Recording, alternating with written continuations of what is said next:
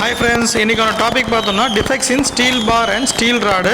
நம்ம என்ன டிஃபெக்ட்ஸ் இருக்குன்னு பார்க்கலாம், வாங்க வீடியோக்குள்ளே போகலாம். இப்போ டிஃபெக்ட் அப்படின்னா பாரில் ராடில் இர்ரெகுலாரிட்டி இல்லை இம்பர்ஃபெக்ஷன். இது எதனால் ஏற்படுதுன்னா டிசைன்னால இல்லை ப்ராசஸ்னால இல்லை எக்யூப்மெண்ட்னால இல்லை மெட்டீரியல்னால ஏற்படுது. சென்ட்ரல் கிராக்கு இது பாரில் இல்லை ராடில் சென்ட்ரலாக ஃபார்ம் ஆகும். இது லாங்கிடியூடனலாகவும் இருக்கும், டிரான்ஸ்வர்ஸாக இருக்கும். இது எப்படி ஃபார்ம் ஆகுது, எதனால் ஃபார்ம் ஆகுதுன்னா due to thermal stress and improper solidification. Blow hole இல்லைனா பைப்பிங் டிஃபெக்ட்னு சொல்லுவாங்க. இது பாரில் ராடில் சென்டராக ஃபார்ம் ஆகிருக்கும். ஏன்னா மெட்டீரியல்லே ப்ளோ ஹோல் இருக்கும்போது இதை ரோல் பண்ணும்போது என்ன ஆகும்னா சென்டராக ஃபார்ம் ஆகி பைப்பிங் டிஃபெக்டாக ஃபார்ம் ஆகிடும். Inclusions in bar and rod எதனால் ஏற்படுதுன்னா டியூ டு ஃபாரின் மெட்டீரியல்ஸு, அப்புறம் ஸ்கேல்ஸு, ஆக்சைட், சல்ஃபேட்ஸ் அண்ட் சிலிக்கேட்ஸ்னால ஏற்படுது. கேப் டிஃபெக்ட் இது அன்ஈவனாக இருக்கும், சர்ஃபேஸில் ஸ்கேர்டு சர்ஃபேஸாக இருக்கும், இர்ரெகுலர் சர்ஃபேஸாக இருக்கும். இது எதனால் ஏற்படுதுன்னா இம்ப்ராப்பர் ஃபோர்ஜிங் அண்ட் இம்ப்ராப்பர் ரோலிங்காக ஏற்படுது. Pitting in bar and rod இது ஒரு டிஃபெக்ட். நம்ம மண்ணில் வச்சிருந்தோம் அப்படின்னா ஒரு பல்ல மாதிரி ஃபார்ம் ஆகிடும். இது எதனால் ஃபார்ம் ஆகுது, எலக்ட்ரோகெமிக்கல் இல்லை கெமிக்கல்னாலையும் இந்த டிஃபெக்ட்ஸ் ஃபார்ம் ஆகுது. சீம்ஸ்